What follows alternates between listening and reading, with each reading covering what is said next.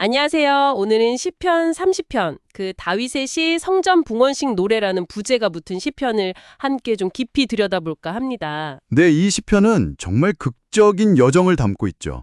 깊은 고난에서 시작해서 하나님의 구원을 경험하고 정말 벅찬 감사와 찬양으로 마무리되는 그런 구조예요. 맞아요.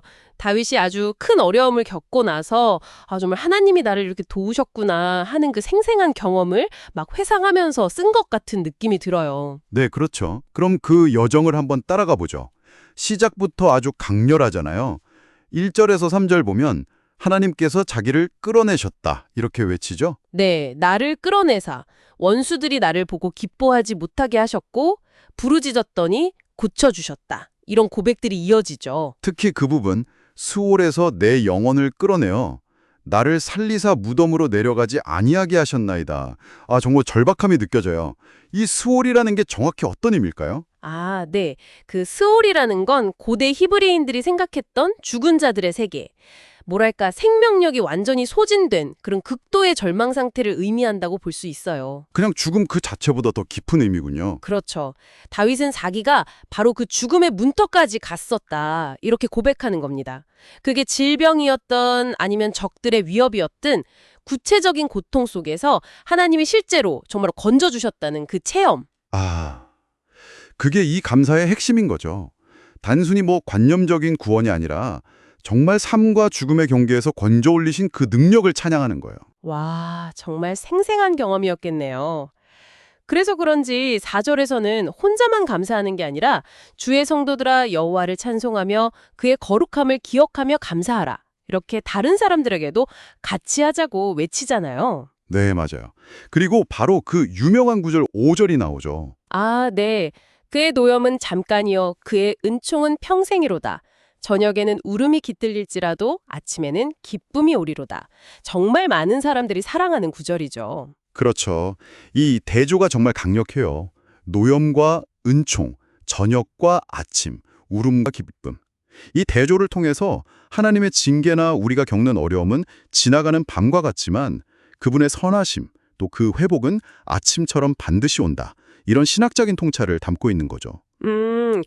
저녁의 울음과 아침의 기쁨. 이게 종교적인 의미를 떠나서라도 우리 삶에서 힘든 시기를 보낼 때 큰 위로와 희망을 주는 이미지 같아요. 맞습니다. 인간 경험의 어떤 보편적인 리듬과 맞닿아 있어서 시대와 문화를 넘어서 깊은 울림을 주는 것 같습니다. 그런데 다윗이 또 자신의 연약함도 솔직하게 드러내더라고요. 6절에서 형통할 때 나는 영원히 흔들리지 않을 거야. 이렇게 자만했던 순간을 고백하잖아요. 네, 그렇죠. 그런데 바로 다음 구절에서 주께서 주의 얼굴을 가리심에 내가 근심하였나이다 라고 말하죠. 네. 금방 또 근심에 빠지는. 그러니까요. 사실 7절 앞부분에 주의 은혜로 나를 산같이 굳게 세우셨더니 라는 고백이 먼저 나오거든요. 결국 자신의 평안과 안정은 하나님의 은혜 덕분이었는데 그걸 잠시 잊고 교만했던 거죠. 그렇죠.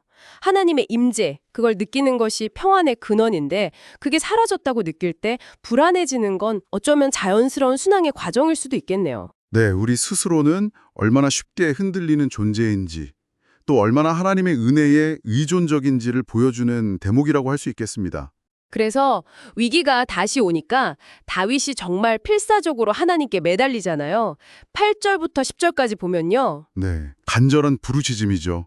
특히 9절, 내가 무덤에 내려갈 때에 나의 피가 무슨 유익이 있으리요. 진토가 어떻게 주를 찬송하며 주의 지리를 선포하리이까. 이 부분은 진짜 약간 하나님께 따지듯이 기도하는 것 같기도 하고요. 하하, 그렇게 볼 수도 있겠네요. 흥미로운 지적이에요. 표면적으로는 내가 죽으면 하나님께 손해 아닙니까? 하는 것처럼 들릴 수도 있죠. 네, 약간 거래하는 느낌? 근데 이걸 단순히 거래나 하나님을 조종하려는 시도로만 보기는 좀 어려울 것 같아요. 오히려 하나님과의 깊은 관계 속에서 나오는 정말 솔직함의 표현이라고 보는 게 더 맞지 않을까 싶어요. 솔직함이요? 네.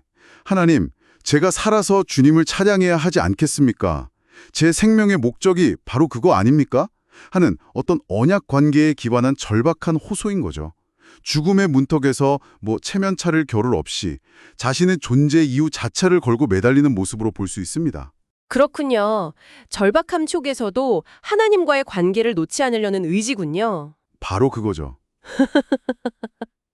와, 그런데 그 절박한 기도가 통했네요. 시편이 정말 놀라운 반전으로 끝나잖아요. 11절. 네, 그렇죠. 주께서 나의 슬픔이 변하여 내게 춤이 되게 하시며 나의 베옷을 벗기고 기쁨으로 띠띠우셨나이다. 슬픔이 춤으로, 배옷이 기쁨의 옷으로. 완전한 전환이네요. 맞습니다. 장례식 분위기가 순식간에 축제 분위기로 바뀐 거죠.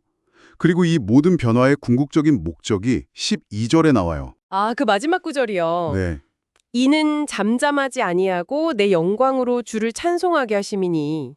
이 슬픔에서 기쁨으로의 변화는 그냥 개인적인 회복에서 끝나는 게 아니라 하나님을 끊임없이 찬양하기 위한 것이라는 고백이죠. 아, 살려주시면 찬양하겠습니다 했던 그 기도가 응답받아서 이제 정말 영원히 감사하며 찬양하겠다는 약속으로 이어지는 거군요. 그렇죠. 완벽한 마무리라고 할 수 있습니다. 시편 30편은 정말 그 깊은 절망에서 시작해서 솔직한 탄식과 간절한 기도를 거쳐서 마침내 하나님의 구원을 경험하고 벅찬 감사와 찬양에 이르는 신앙 여정의 어떤 압축판 같아요. 네, 정말 한 편의 드라마를 본 것 같습니다. 고난 속에서 믿음이 어떻게 시험받고 또 회복되는지를 생생하게 보여주는 것 같아요. 맞습니다. 이 시편이 우리에게 고통을 마주하는 하나의 방식을 보여주는 것 같기도 해요. 아픔을 외면하지 않고 솔직하게 하나님께 혹은 어떤 절대적인 존재에게 쏟아내되 결국에는 회복과 기쁨에 대한 희망을 놓지 않는 것. 그렇죠. 인정하고 부르짖고 희망을 붙드는 과정이죠. 네, 듣고 계시는 분들도 각자의 삶에서 저녁의 울음이 아침의 기쁨으로 변했던 그런 순간들을 한번 떠올려 보시면 어떨까 싶어요. 어쩌면 종교적인 맥락이 아니더라도 기쁜 슬픔이나 어려움 뒤에 찾아왔던 예상치 못한 어떤 전환의 경험, 또 감사의 경험이 이 시편의 이야기와 어떻게 연결될 수 있을지 잠시 생각해 보는 것도 흥미로운 지점이 될 것 같습니다.